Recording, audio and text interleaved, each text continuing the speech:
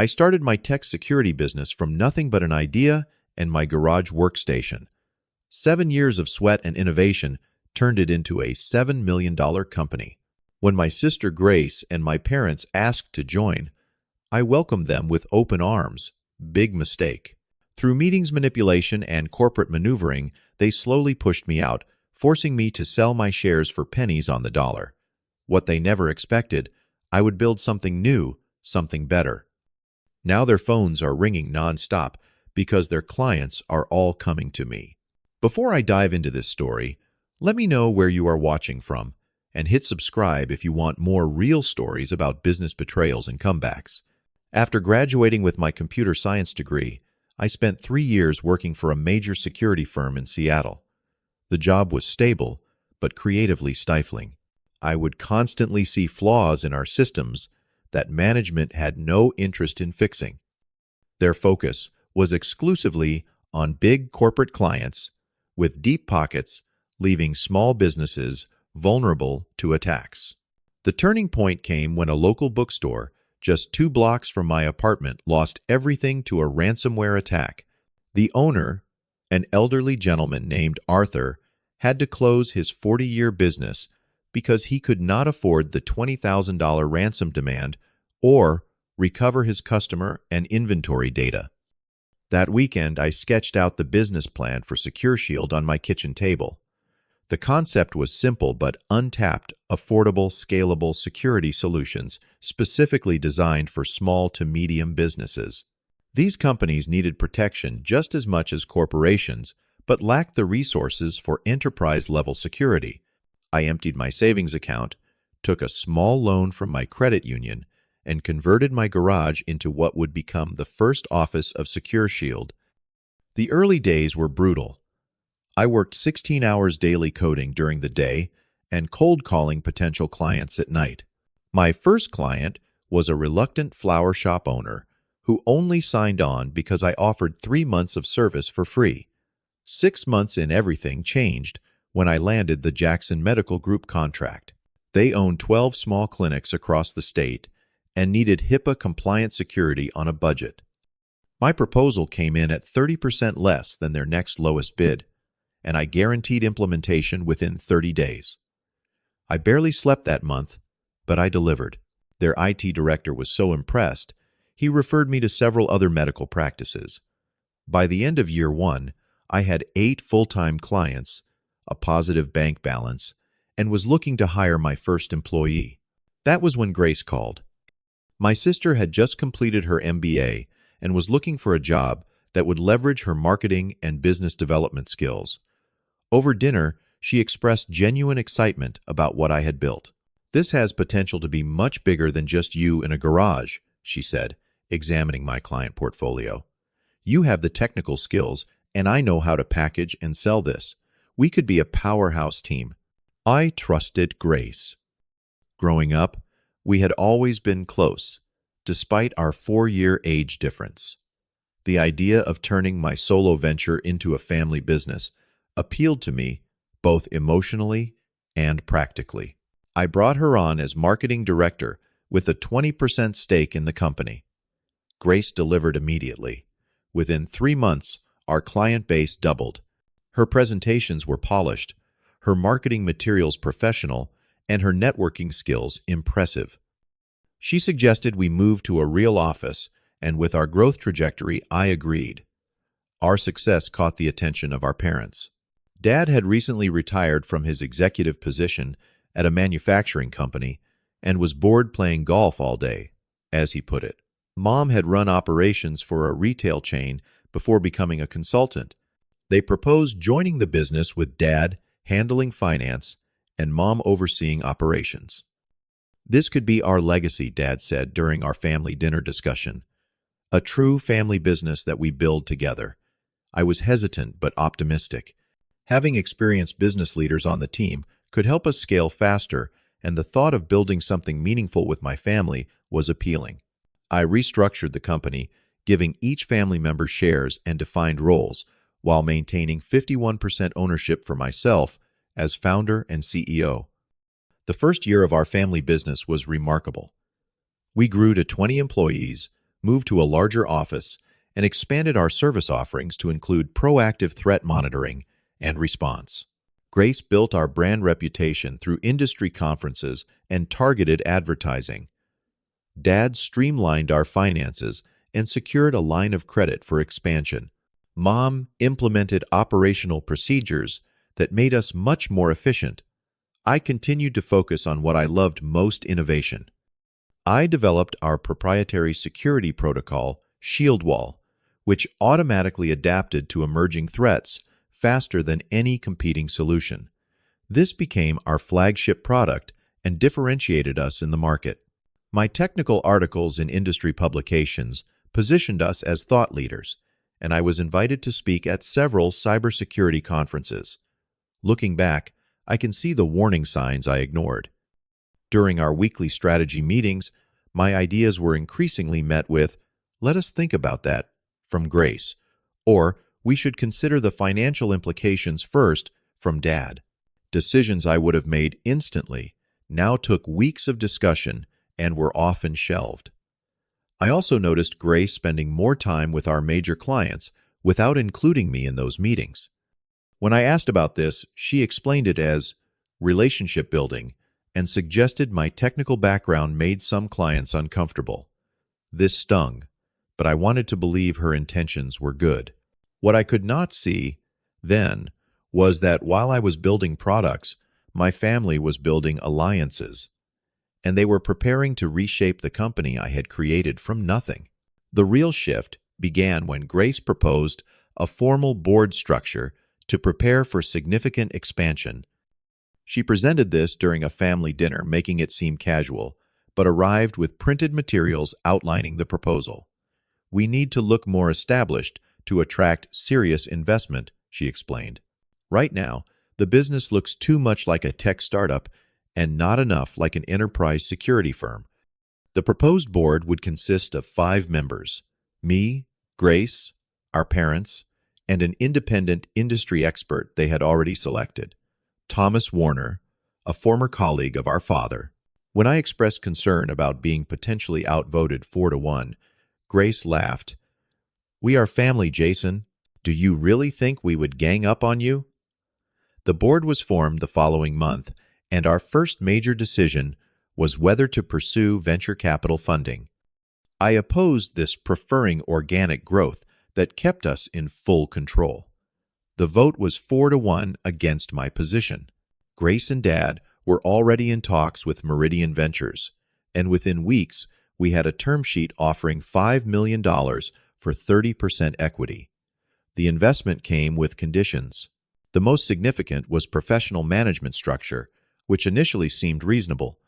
However, this quickly translated to reducing my role. During a board meeting that spring, Grace presented an organizational restructuring that moved me from CEO to Chief Technology Officer, focusing exclusively on product development. "This plays to your strengths, Jason," she said with a smile that did not reach her eyes. "You never enjoyed the management side anyway.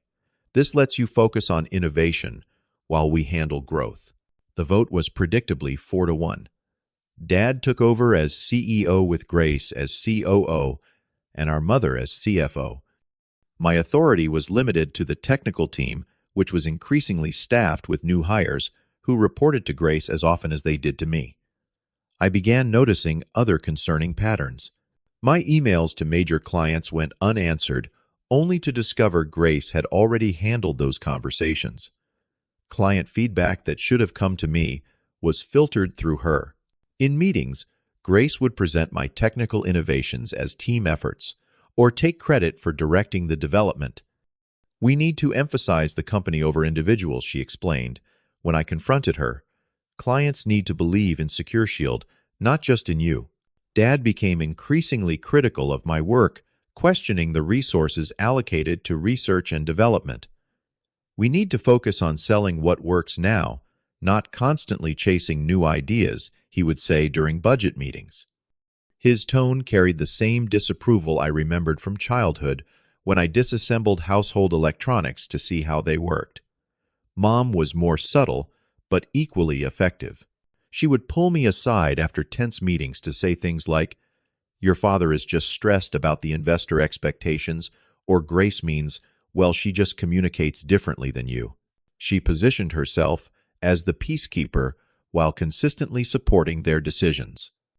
The situation came to a head 18 months after the family joined the business. During a board meeting, Grace announced she had been approached by Cyberdomain, a larger competitor interested in acquiring SecureShield. "This is not what we discussed," I said, shocked. "We agreed to build this company for the long term. Markets change, priorities change," Dad replied. "This could be an excellent return on our investment." Investment. "This is my life's work, not a stock portfolio," I argued. Grace slid a document across the table. "Cyberdomain is primarily interested in our client relationships and shield wall protocol. They would retain most employees, but would consolidate leadership." Her meaning was clear: there would be no place for me. I vote no. "Absolutely not," I said firmly. "And, as the majority shareholder, that should end this discussion." Thomas Warner, who rarely spoke during meetings, cleared his throat. "Actually, according to the investor agreement, any acquisition offer must be evaluated in good faith. If the majority of the board votes to proceed and the founder blocks it without reasonable business justification, there are remedies available to the other shareholders."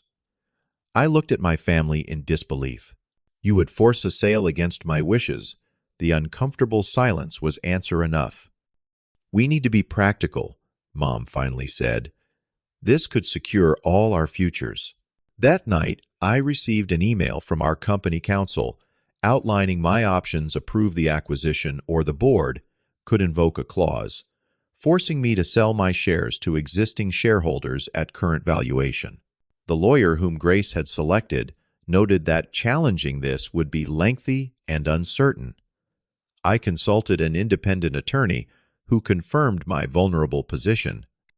The documents I had signed when restructuring for my family, and later for investors, had critically weakened my control. Fighting would drain my resources and likely end the same way, just with more bitterness. 2 weeks later, I signed the paperwork, selling my shares back to my family and the investor at a valuation that grossly undervalued the company's potential. The shield wall protocol that I had created was now legally theirs. I received $3 million for a company that would be worth $30 million within a year. On my last day, I packed my personal items into a cardboard box. Grace stopped by briefly. "This is better for everyone," she said without looking directly at me. "You can start something new without all the pressure. We will make sure ShieldWall reaches its full market potential." As I walked out the door of the company I had built from nothing, I felt hollowed out. Not just because of the money or the business, but because the people I trusted most had calculated my value and found it worth sacrificing. The first month after leaving SecureShield, I barely left my apartment. Friends called and texted, but I made excuses to avoid their company and questions. I spent days scrolling through job listings without applying, watching my former company continue without me and questioning every decision I had made. The turning point came unexpectedly. Marcus Jimenez, the IT director from Jackson Medical Group, my first major client, called to check in. "Your sister gave me some corporate line about exciting changes, but something felt off," he said. "What really happened, Jason?" Over coffee, I explained the situation without embellishment. Marcus listened attentively, then surprised me with his response. "Their service has declined since you stepped away. Response times are slower, and the last security update was clearly rushed. I was actually calling to see if you were starting something new. We would follow you." This conversation sparked something within me. That evening, I began researching what had happened at SecureShield since my departure. Their public announcements were positive, but industry forums told a different story. Clients were experiencing longer resolution times. The promised quarterly protocol updates were delayed. The acquisition by Cyberdomain had fallen through after due diligence raised concerns about future innovation without the founder. Most significantly, no major updates had been made to ShieldWall in the 6 months since I left. The protocol required continuous innovation to maintain its advantage, something my family had not fully understood. I spent the next week in intense reflection and research. ShieldWall had been revolutionary, but even before leaving, I had identified its limitations. It was exceptional for known threat patterns, but less effective against novel attacks. I had planned to develop an AI-driven component that could identify attack signatures before they fully manifested, essentially predicting threats rather than just responding to them. With this concept and a renewed sense of purpose, I approached several investors who had previously expressed interest in SecureShield but had been turned away when Grace pursued Meridian exclusively. 3 were interested in my new venture, despite the non-compete clause in my separation agreement. My attorney confirmed that the clause prohibited me from soliciting SecureShield clients directly, but could not prevent me from developing new security technology. I secured $2 million in funding and leased a small office space across town. Within 2 months, I assembled a core team of 8 developers, including 2 who left SecureShield voluntarily after my departure. We began building what would become Preempt Security, focusing on the predictive security model I had envisioned. I was determined to create not just superior technology, but a better company culture. Every team member received equity. Decision-making was transparent. Credit was given where due. I had learned painful lessons about governance and documented everything meticulously, creating a company structure that could not be subverted, as SecureShield had been.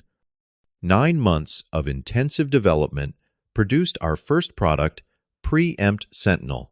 Unlike reactive security protocols, Sentinel used behavioral analysis and pattern recognition to identify potential security breaches before they executed. Early tests showed it preventing 87% of attack attempts compared to ShieldWall's 62%. We launched quietly, reaching out to select companies that fit our ideal client profile, but had never worked with SecureShield. Our first 5 clients reported such positive results that they became evangelists for us in their industries. Unlike my family, who had shifted focus to larger enterprises for bigger contracts, I maintained my original vision of serving small to mid-sized businesses that needed affordable but powerful security. Industry publications began noticing our results. Digital Security Monthly ran a comparative analysis of leading security protocols, ranking Preempt Sentinel first in proactive threat neutralization, with ShieldWall falling to 4th place. The article specifically noted the innovation gap that had developed at SecureShield following the founder's departure. 6 months after our launch, Preempt Security was growing rapidly, with 26 employees and a client list that was expanding weekly. We had not directly pursued any SecureShield clients, but several had approached us after hearing about our results.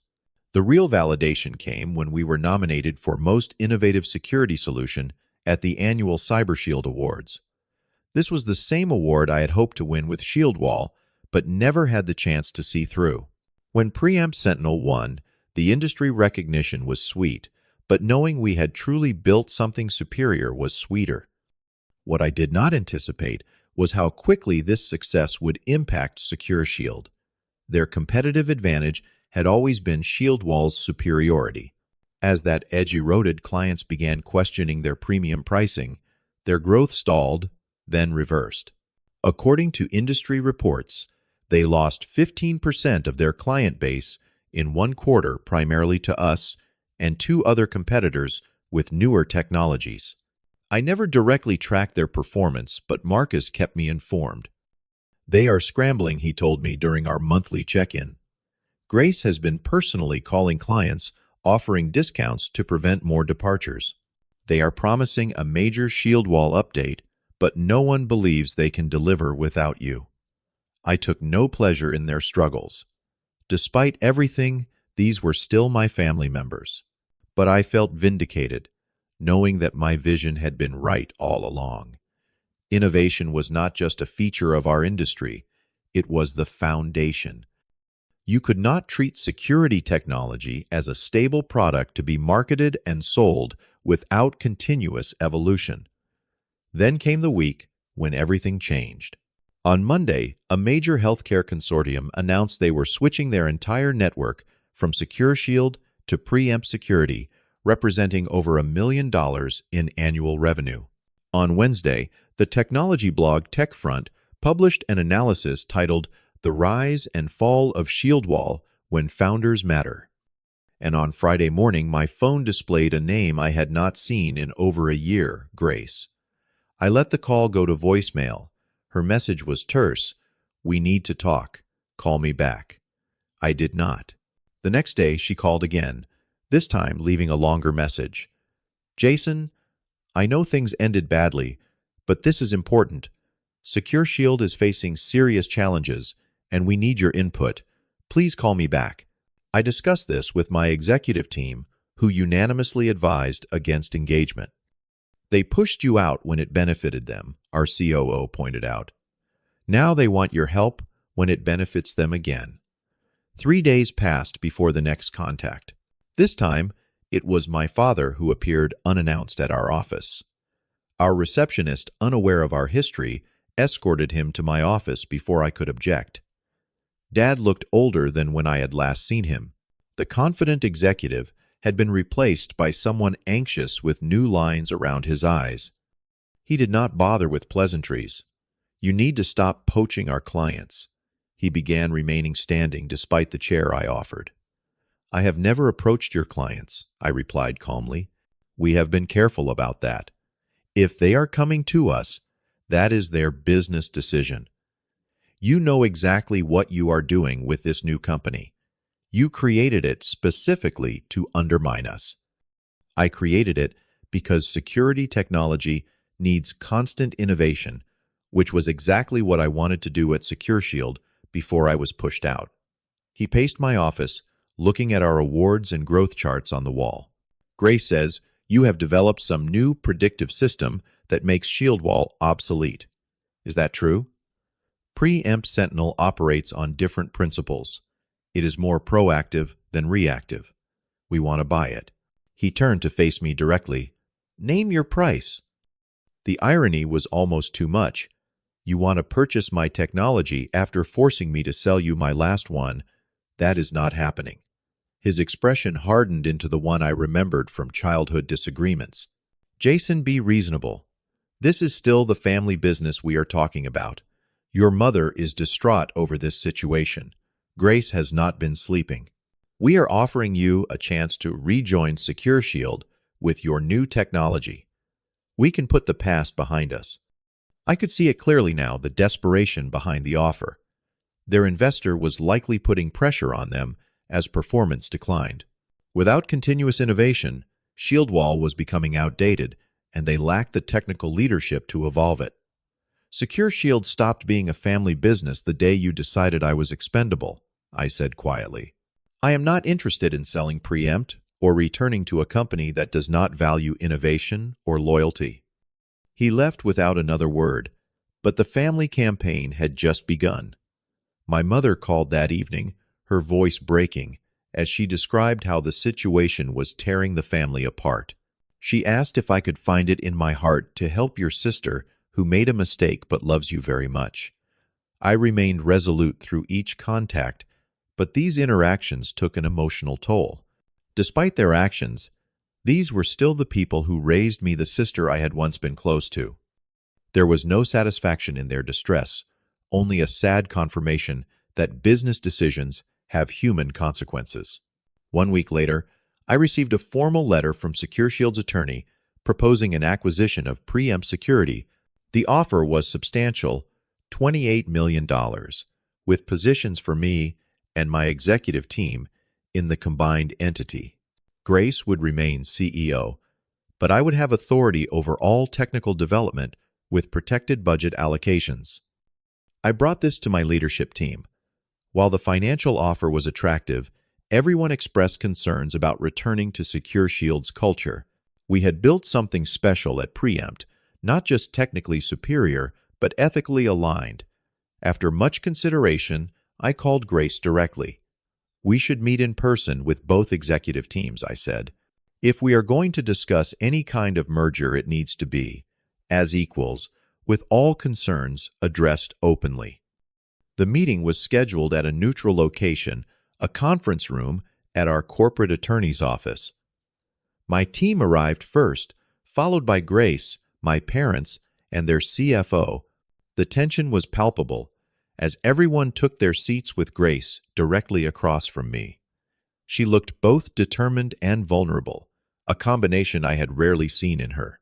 "Thank you for agreeing to this discussion," she began formally. "We believe combining our companies makes strategic sense for everyone involved." Before we discuss any potential combination, I responded, "I need to understand what has changed. Why would working together be different now than before?" Grace exchanged glances with our parents before continuing. "We made mistakes in how we handled things at SecureShield. We focused too much on conventional business metrics and not enough on what made us special in the first place, your innovation." Dad interjected, "The board structure was a mistake. We brought in outside influence that pushed us toward traditional corporate thinking when our strength was being different." I appreciated the acknowledgement, but needed more. "And the forced buyout, the acquisition attempt that would have eliminated my role entirely," Mom spoke up. "We got caught up in what we thought success should look like rather than what it actually was. We are paying for that mistake now."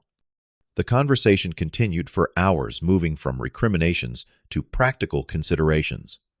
My team raised specific concerns about governance, decision-making processes, and innovation priorities. Grace's team presented financial projections for a combined entity that were admittedly impressive. As discussions progressed, I proposed an alternative to their acquisition, offer a true merger with a new corporate structure. Preempt would maintain its brand identity and operational independence while sharing technology with a reformed SecureShield. Grace would oversee client relationships and business development, playing to her strengths, while I would lead all technology development across both entities. Most importantly, a new board structure would require supermajority approval for any fundamental changes, preventing any repeat of past events.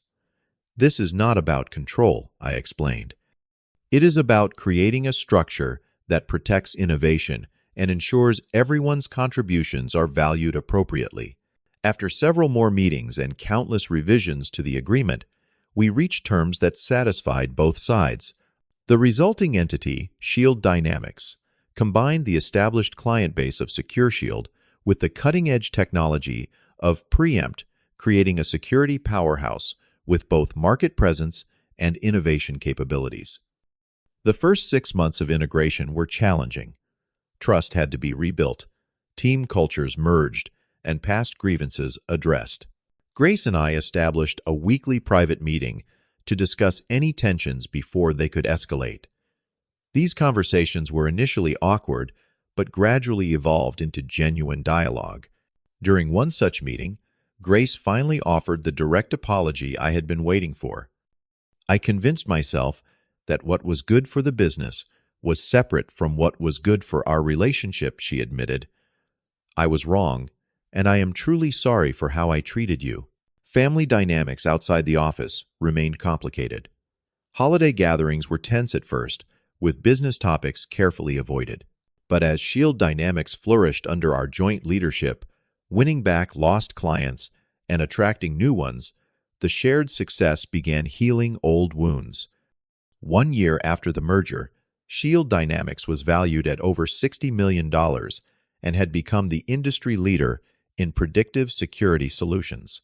More importantly, we had created a company culture that valued both innovation and relationships, technical excellence, and business acumen. I learned that success means nothing if achieved by sacrificing integrity and relationships. Business is ultimately about people, not just products or profits. Sometimes the hardest lesson is understanding that you can win the battle, but lose what matters most. The experience taught me that true leadership means standing firm for your values while remaining open to reconciliation. It is possible to protect yourself without closing your heart completely. The path forward is rarely about choosing between business success and personal relationships, but finding ways to honor both. What would you have done in my situation? Would you have given your family a second chance or gone your separate way? Share your thoughts in the comments below. If this story resonated with you, please hit like and subscribe to hear more real stories about business challenges and family dynamics. Thanks for listening, and remember that in business and life, how you win matters just as much as winning itself.